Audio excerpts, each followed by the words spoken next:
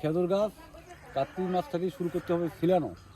ছিলার পরে কার্তিক মাসে যদি ছিলানো যায় ওই রোদের মধ্যে একটু ওই যে রসটা নামিয়ে ওইটার মধ্যে শুকানো দিতে হবে এক মাস দেওয়ার পরে এই তারপরে রস আসি দেবে অগ্রহণ মাসে যখন রস আসি যাবে তখন ঘাইটাই দেবো, ঘাইটাই দিয়ে তারপরে বানা লাগাবো।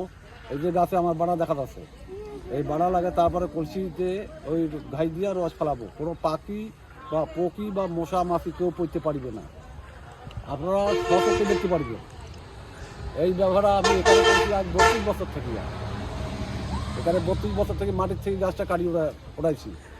গাছটার বয়স 8 বছর থেকে শুরু হয়েছে। আচ্ছা আচ্ছা, আপনার কতটা গাছে খেজুর রস নামাইতে পারতেছেন? এক রাত্রের মধ্যে যদি রস না আসে তাও 7 কেজি থেকে 5 কেজি আসবে। এটা আমাদের কার্টনের উপর নির্ভর হবে। যদি একটু ডবল মাত্রা কাট দেয় তাহলে 7 কেজি আসবে, আর যদি একটু হালকা কাটন দেয় তাহলে রসটা মিষ্টি বেশি হইবে, তাহলে রস 5 কেজি আসবে।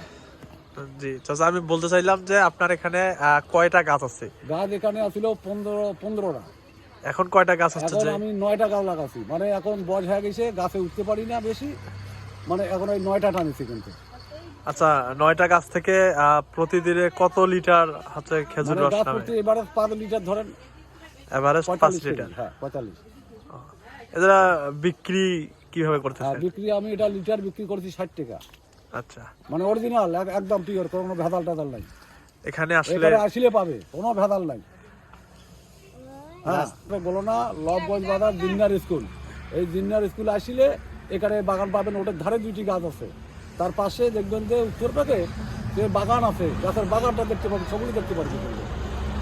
আর সকাল 6টা থেকে 7টা 8টা পর্যন্ত আমি এখানে থাকি কিন্তু। 8টার মধ্যে আমি একটু বাইরে যাই নাস্তা টাস্তা খেতে। যদি কিন্তু বেচাকরি এখানে কম হয় তাহলে আমি বাজারে ঢুকে যাই, জিন্নার স্কুল সলমানের চৌপতিতে, ওখানে থাকি কিন্তু। ওইখান থাকি আর বিকালবেলা 4টা থেকে শুরু করি, 3টা থেকে শুরু করি। আর গাছ থাকি অরিজিনাল রস পাইবেন, নিজে চোখ দিয়ে দেখি নিয়ে দেখবেন, কোনো বাধা নেই।